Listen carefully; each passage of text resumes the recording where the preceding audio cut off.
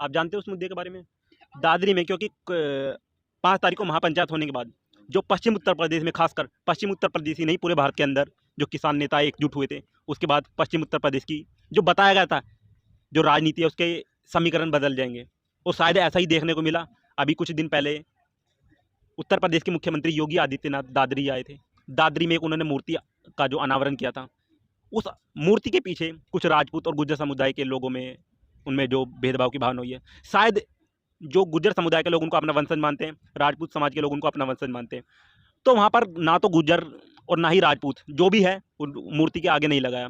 तो जाति के अंदर भेदभाव करने के लिए, क्योंकि वहाँ पे किसान सारे एकजुट हो गए थे, कुछ ऐसा ही वहाँ पर जाति समीकरण बदला। क्या इसका इम्पैक्ट क्या किसानों पे ही, क्योंकि गुर्जर समुदाय के लोग भी किसानों के दायरे में आते हैं, राजपूत समुदाय, क्या कहना चाहेंगे? देखिए, बीजेपी जो है तुष्टीकरण की राजनीति कर रही है पूरे देश के अंदर, और बीजेपी का शुरू से एक ही मुद्दा रहा है, फूट डालो राज करो और राज करो, और वही वो काम कर रही है। कभी तो इस देश में हिंदू मुस्लिम करती है, और जब हिंदू मुस्लिम करके थक जाती है तो फिर जाति विशेष के ऊपर उतर आती है, फिर एक जाति को दूसरी जाति से लड़ाती है। वो समाज को इकट्ठा नहीं होने देती, पोलराइजेशन करना चाहती है हमेशा। वो ये देखना चाहती है कि कौन सी जाति किस क्षेत्र में हावी है, उस जाति को मजबूत करके अपनी वोट इकट्ठा करना चाहती है, जो कि इस देश की जनता बहुत अच्छी तरीके से समझ चुकी है, और बीजेपी को आने वाले समय में इसका जो है बहुत अच्छा लेसन देने वाली है ये देश की जनता। लेकिन अब सवाल तो यही आता है ना, यहाँ पर बैठे हैं तो इतनी उत्तर प्रदेश चुनाव को लेकर एक बात हुई थी। अब सवाल ये आता है, किसान जो यहाँ पर बैठे हैं, किसानों की मांगी जा रही है, लेकिन किसान कब तक बैठे रहेंगे? लोग तो परेशान हो रहे हैं, आप भी परेशान हैं, कब तक? देखिए, जहाँ तक परेशान होने की बात है तो किसान तो हमेशा परेशान ही रहता है। किसान अपने खेत में होता है तब भी परेशान होता है, किसान की फसल ठीक नहीं होती तब भी परेशान होता है, बारिश कम हुई तब परेशान है, और फसल अगर सही हो करके आ गई उसकी, एंड टाइम पे बारिश हो गई, ज़्यादा बारिश हो गई, तब उसकी फसल मर जाती है। अभी जैसे गन्ना खड़ा हुआ है खेतों में, हमारे इधर बारिश पड़ गई, गन्ना गिर गया, किसान परेशान है। तो किसान की परेशानी तो खैर कभी खत्म नहीं होती है, और यहाँ की ये परेशानी कोई परेशानी नहीं है। भाई, हम मेहनत करने वाले इंसान हैं, मेहनत का इंसान है, और मेहनत करने वाला इंसान यहाँ तो बैठे हुए हैं, धरने पे ही तो बैठे हैं। अपने खेतों में तो हम इससे भी ज्यादा मेहनत करते हैं। सुबह का मतलब ऊपर का चोटी का पसीना नीचे एड़ी में जाकर के गिरता है, तो मेहनत करने से किसान कभी भी नहीं डरता। और ये धरने प्रदर्शन में कोई परेशानी नहीं है, परेशानी सिर्फ अंधभक्तों को हो रही है, जो मोदी के सपोर्टर हैं उनको परेशानी हो रही है, बाकी किसी को कोई परेशानी नहीं है। अन्नदाता यहाँ पे बैठा हुआ है, पूरा देश जानता है, और जो अन्न खाता है, अन्न खाने वाला जो भी इंसान है, आप भी अन्न खाते हैं, किसान मजदूर भी अन्न खाता है, छात्र भी अन्न खाता है। हो सकता है कि मोदी भक्त अन्न ना खाते हों, इस देश के किसान के पैदा की हुई इस वस्तुओं का उपभोग ना करते हों, तो भाई मैं उनके लिए तो मेरे पास में एक ही शब्द है कि अंधभक्त नहीं, वो तो अंडभक्त हैं। आप ये बताइए, जो पिछले जब सितंबर में कानून लागू हुए थे, राज्यसभा में भी इसका विरोध होता है, और आज 27 सितंबर आज के दिन जो कि भारत बंद का आह्वान भी बुलाया था, इसलिए बुलाया गया था क्योंकि आज इसको पूरा 1 साल हो चुका है। राष्ट्रपति के हस्ताक्षर आज के दिन ही बिल के ऊपर हुए थे, उसके बाद ये कानून बन गया। अब सर्दी से गर्मी, गर्मी से बरसात, अब बरसात से दोबारा से सर्दी आने वाली है। क्या अब उम्मीद है कि आज भारत बंद होने के बाद सरकार इस पर बातचीत करने के लिए करेगी? क्योंकि सरकार तो लगातार कहती रहती है, हाँ, जो किसान और सरकार के सिर्फ एक कोल के बीच की दूरी है, वो एक कोल क्या है? देखिए, आपका प्रश्न जो है बहुत ही अच्छा है। मैं आपको आपकी जानकारी के लिए बता दूं कि ये जो किसान विरोधी कानून, काले कानून बने हैं इस देश के अंदर, वो हमारे मंत्रालयों के जो ड्राफ्टिंग ऑफिसर होते हैं उन्होंने ड्राफ्ट करके नहीं दिए।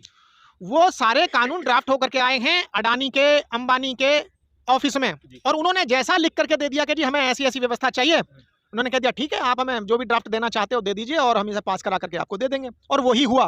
वो आया कब? सबसे पहले बात तो ये देखिए कि आया कब, किस समय पे उसको इंट्रोड्यूस किया गया। उसको इंट्रोड्यूस किया गया कोरोना काल में। कोरोना काल में ये एक सोची समझी रणनीति थी और राजनीति थी। कोरोना काल में उसको इसलिए पास कराया गया संसद के अंदर, पूरे देश में लॉकडाउन लगा हुआ था, विरोध करने के लिए सड़क पर कोई भी नहीं आएगा। जब विरोध करने के लिए सड़क पर कोई भी नहीं आएगा, उन्होंने अपने काले कानून वो पास कर दिए। जैसे लोगों को पता चला, किसानों को पता चला कि ये हमारे खिलाफ में ये चीजें हो गई हैं, तो किसान आकर के धरने पे बैठ गया। और दूसरी बात बताऊं मैं, सिर्फ ये काला कानून ही पास नहीं करा उन्होंने, आपको भी जानकारी और हम भी जानते हैं इस चीज को, देश की जितनी भी परिसंपत्तियां थी, जितना भी पीएसयूज था, इन्होंने उठा करके उसको सबको, अपने भैया भतीजों को, यारे प्यारों को, अडानी अंबानियों को, इनको सबको बेच दिया है। रेलवे बेच दिया, LIC बेच दी, और आपके ये जमीन के ऊपर ये काले कानून लेकर के आए हैं। ये काला कानून है क्या, पहले तो उसको समझने की आवश्यकता है। और जितनी भी बाकी चीजें थी, ये तो सबसे देखो, आज ये है कि हमने किसानों के पक्ष में है ये बिल। अरे ब्रदर, ऐसा है कि हमको आपका किया हुआ भला नहीं चाहिए। आप क्यों जबरदस्ती हमारा भला करना चाहते? हम नहीं करवाना चाहते आपसे भला। आप जो ये काले कानून लेकर के आए हो, हमें नहीं करवाने हैं आपसे। अपना भला हमें नहीं चाहिए। जो भला आपने करना है, आप इस भले को अपने लिए ले जाइए, अपने भैया भतीजों का कीजिए। हमें नहीं चाहिए आपका किया हुआ भला। हमें नहीं मंजूर है कानून। और आप कह रहे हैं कि भाई कब तक जब तक ये बिल वापस नहीं होंगे, किसान यहीं पे बैठा रहेगा। राकेश टिकैत जी तो कह रहे थे अगर जो बात 2022 में भी नहीं चली तो 2024 तक बैठेंगे। तो कह तो दिया, और जब राकेश टिकैत जी ने कह दिया तो मैं कौन होता हूँ? जब तक ये बिल वापस नहीं, तब तक घर वापसी नहीं।